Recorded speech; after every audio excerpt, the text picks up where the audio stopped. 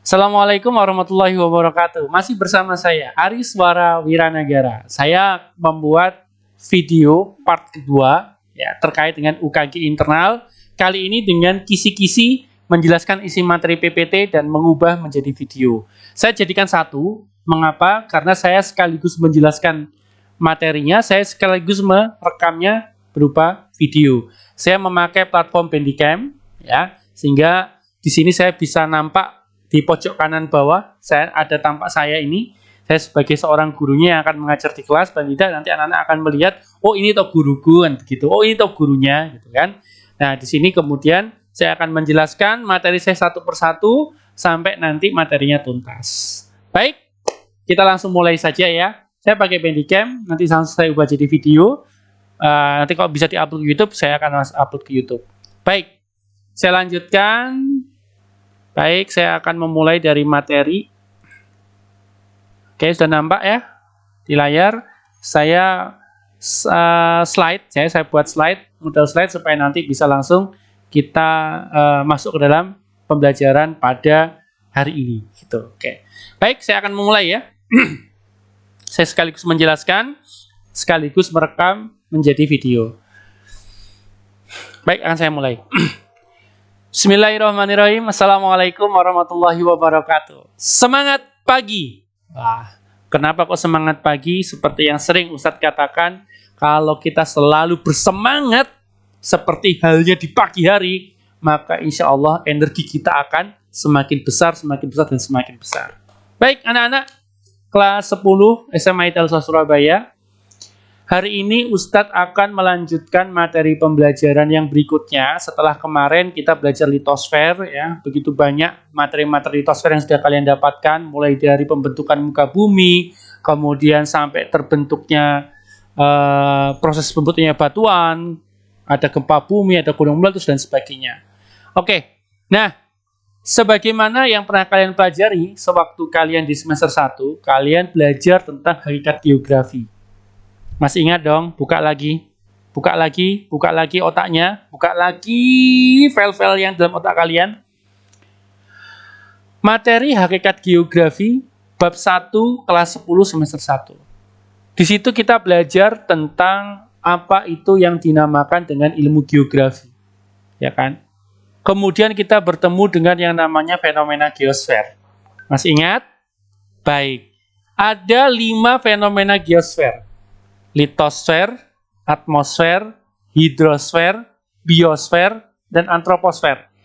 5 fenomena geosfer inilah yang menjadi tulang punggung, yang menjadi inti dari pembelajaran geografi mulai dari kelas 10 sampai kelas 12. Litosfer sudah kita pelajari dan hari ini kita belajar atmosfer. Masih ingat apa pengertian atmosfer? Ayo.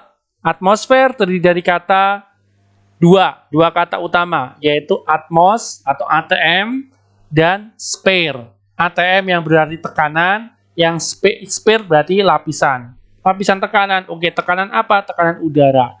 Maka kita akan secara gampang, secara mudahnya, secara harfiah, atmosfer itu adalah lapisan udara. Anak-anak, permukaan bumi kita ada atmosfernya. Duh, kok bisa Ustadz? Baik, kita akan masuk ke dalam pembelajarannya. Oke, coba perhatikan baik-baik. Apa yang kamu ketahui dari gambar di samping? Perhatikan baik-baik gambar di samping ya. Oke, apa yang kamu ketahui tentang gambar ini?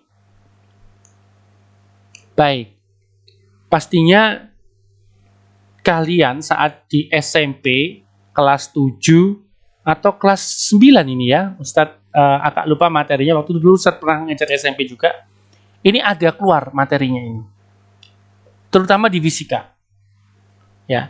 Yang kalian dapati ini adalah gambar tentang, ya benar, lapisan atmosfer. Atmosfer bumi kita itu berlapis-lapis ya. Fungsinya apa? Allah menciptakan atmosfer kita berlapis-lapis agar ya kondisi udara yang ada di permukaan bumi kita itu tidak keluar ke angkasa, ya. Kemudian benda-benda yang ada di angkasa itu tidak begitu saja masuk ke dalam permukaan bumi kita. Allah menciptakan semuanya ini sudah lengkap, ya. Tinggal kita mau tidak memakai akal kita untuk mensyukuri segala nikmat yang diberikan oleh Allah Subhanahu wa taala. Atmosfer hanya ada di bumi, ya. Lapisan atmosfer itu hanya ada di bumi. Bagaimana dengan planet yang lain? Kalaupun ada atmosfernya, cuma tidak selengkap lapisan yang ada di bumi. Oleh karena itu, para ilmuwan, ya, para fisikawan, para astronom, ya, ini sedang berdiskusi hebat. Apakah di luar planet bumi adakah kehidupan? Ya, contoh Mars ditemukan ada es. Cuman apakah es itu menjadi ciri bahwasanya ada kehidupan? Ternyata masih harus diteliti lagi. Terkait apa? Terkait lapisan atmosfernya. Nah, kali ini kita belajar tentang lapisan atmosfer yang menjadi, ya, yang menjadi syarat utama adanya kehidupan di planet bumi kita ternyata. Oke, anak-anak, kalau kita lihat, ya, kalian bisa melihat kursornya Ustadz, ya. Ustadz sambil melihat PowerPoint-nya. Lapisan atmosfer kita itu paling tidak terdiri atas 5 lapisan utama. Yang paling bawah adalah lapisan troposfer, yang kedua adalah lapisan stratosfer, yang ketiga adalah lapisan mesosfer, yang keempat adalah lapisan termosfer, dan yang kelima adalah lapisan eksosfer. Nah, lapisan-lapisan ini terbagi atas berbagai macam ketinggian. Ya.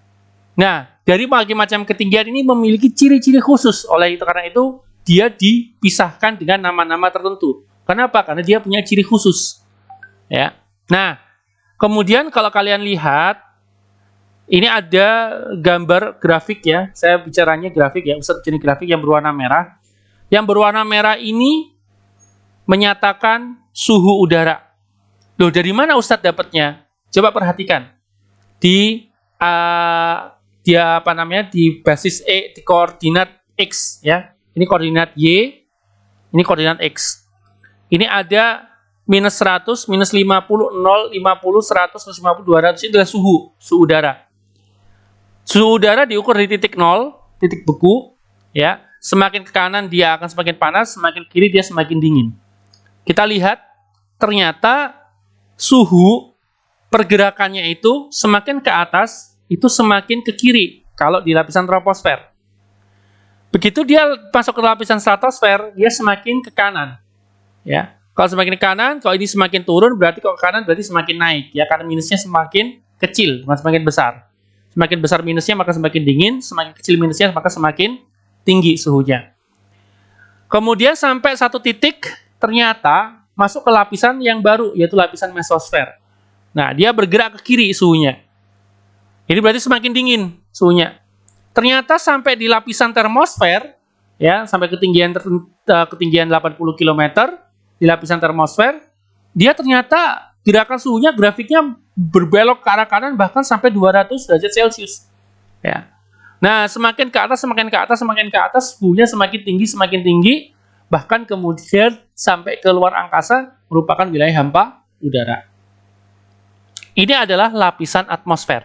Ya. Inilah sejarah sederhana bagian dari lapisan atmosfer. Nah, sekarang kita masuk ke dalam penjelasannya.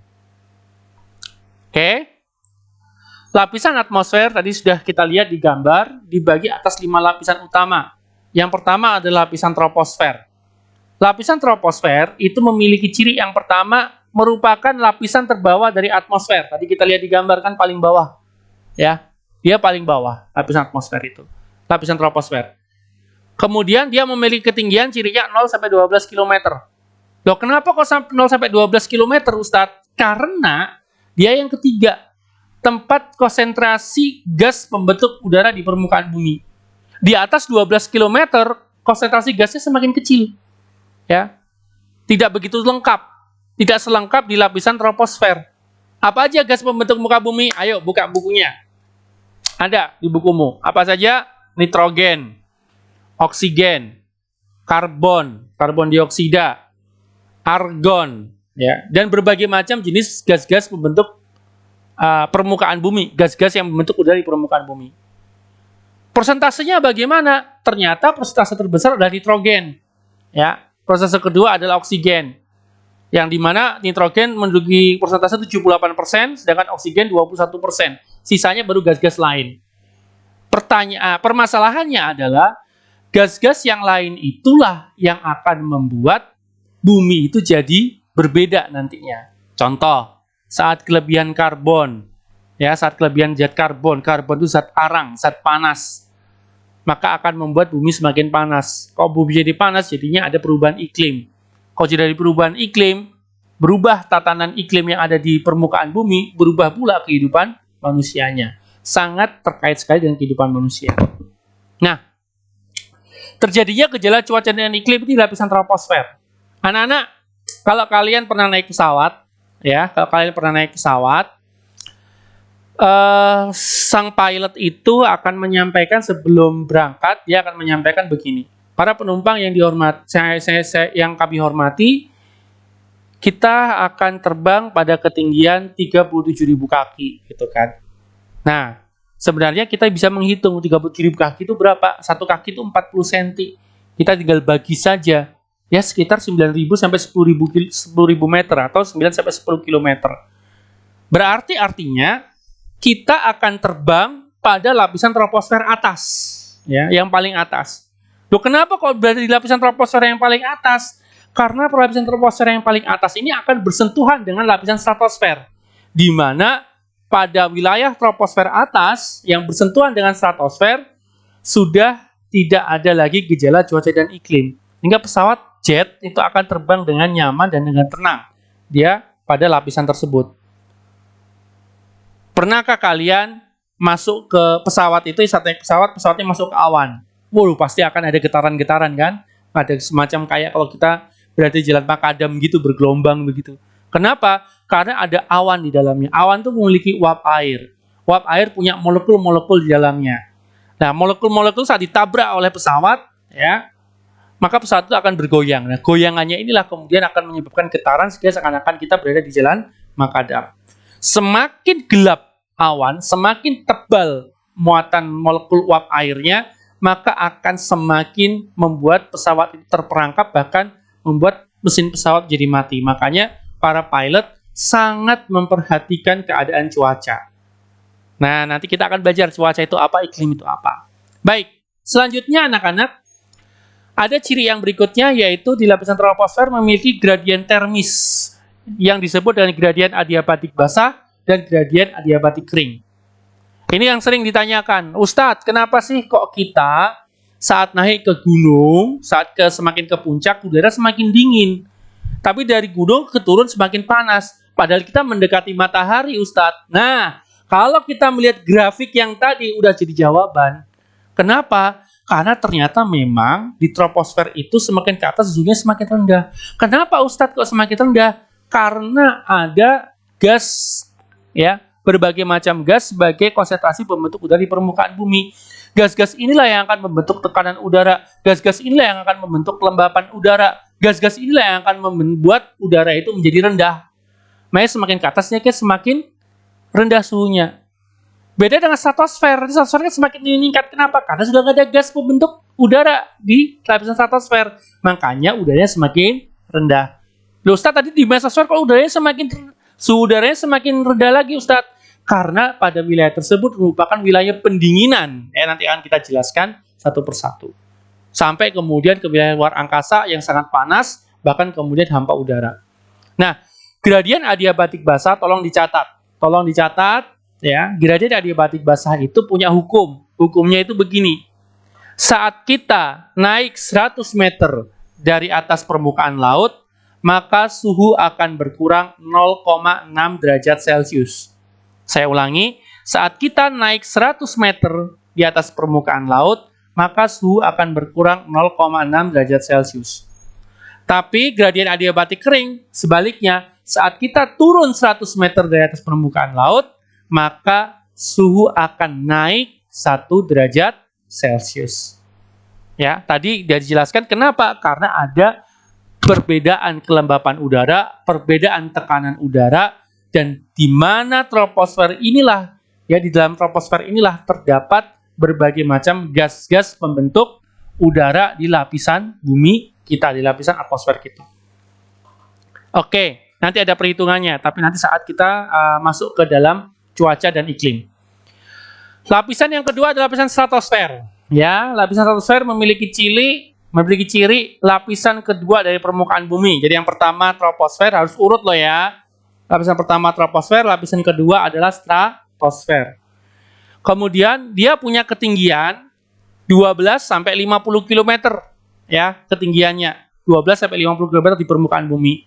Nah, di lapisan ini terjadi perubahan suhu yang semakin tinggi. Kenapa? Karena tidak ada gas pembentuk udara seperti halnya di lapisan troposfer. Yang paling keren lagi, terdapat lapisan ozon yang berfungsi menyerap radiasi sinar ultraviolet.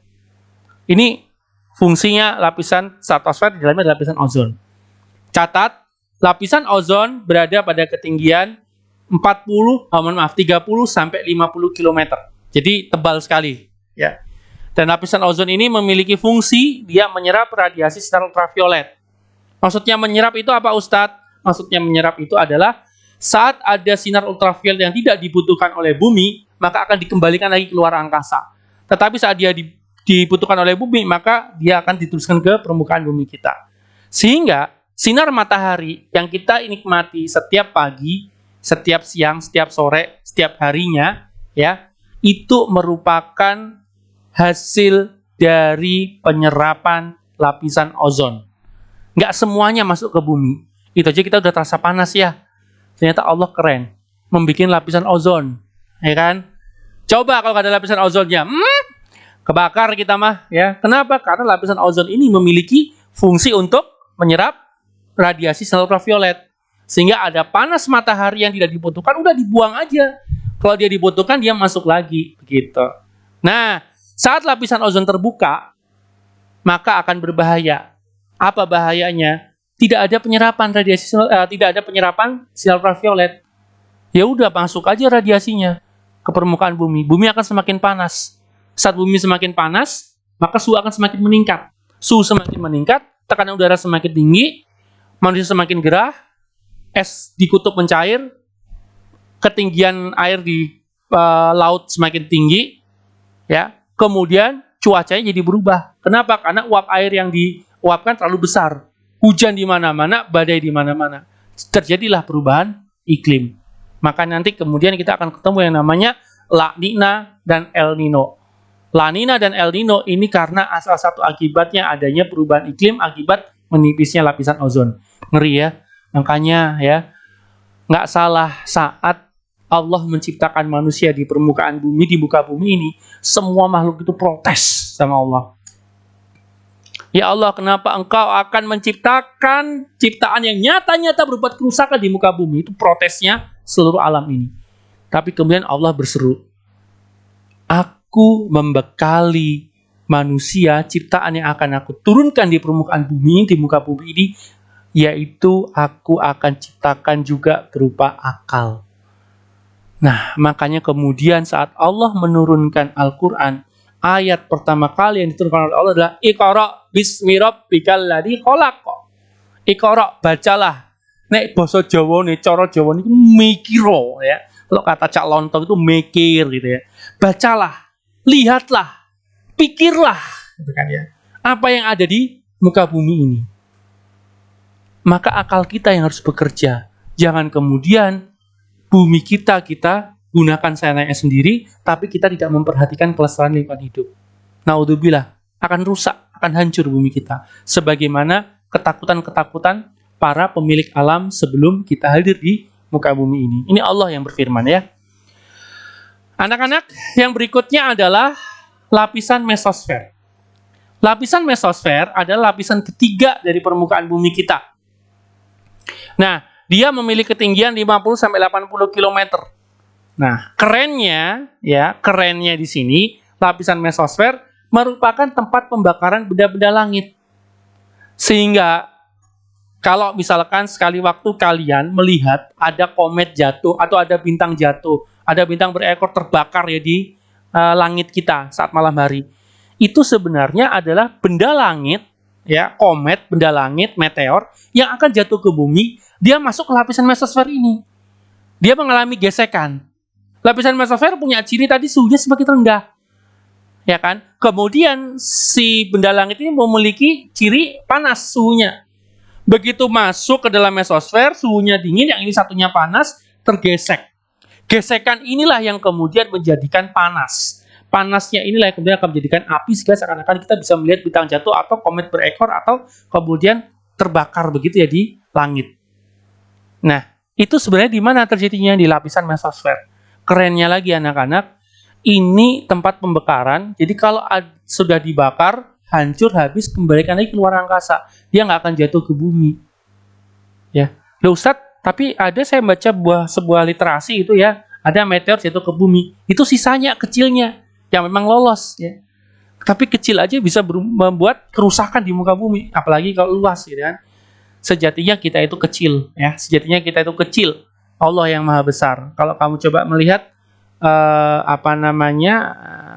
gambaran bumi kita, planet bumi kita itu, ya kalau dari jauh ke galaksi misalkan, aduh, kecil kita itu ya. Makanya kemudian kita diminta untuk mengagungkan Allah. Allah maha besar, karena tiada kebesaran, tidak ada keagungan kecuali hanyalah Allah sang pencipta alam semesta. Lanjut.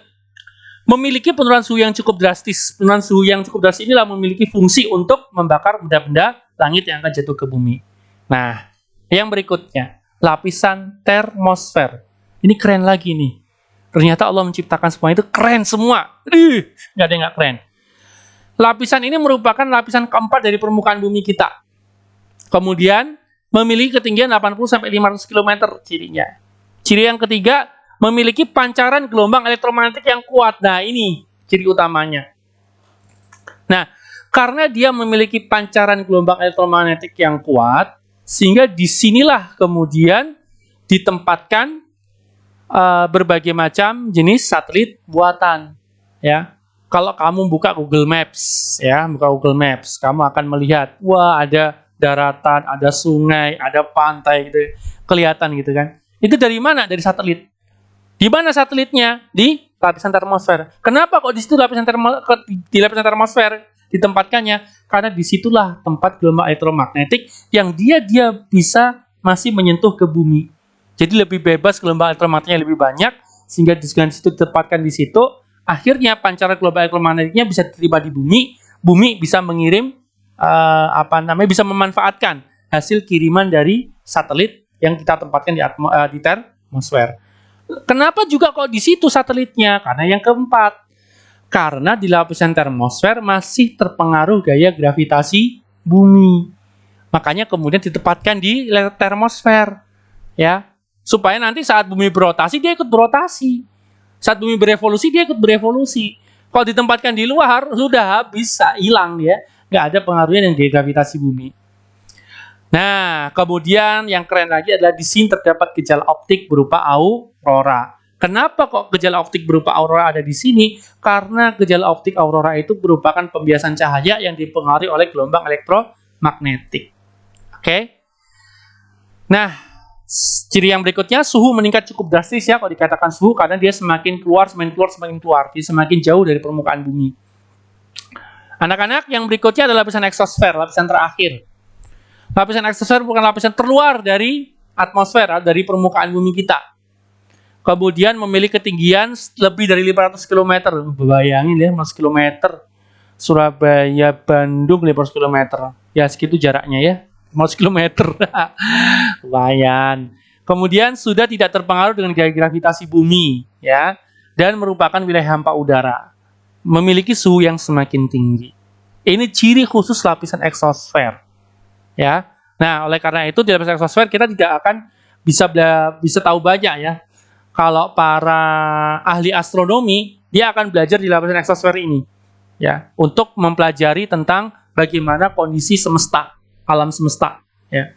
Kemudian kalau di lapisan-lapisan tadi mulai dari troposfer stratosfer, mesosfer, termosfer. Itu ada ilmunya sendiri. Namanya ilmunya adalah meteorologi dan klimatologi. Kalau meteorologi tentang cuaca, kalau klimatologi tentang iklim. Ya. Nah, dua-duanya ini dia dipelajari untuk mempelajari lapisan troposfer. Ya.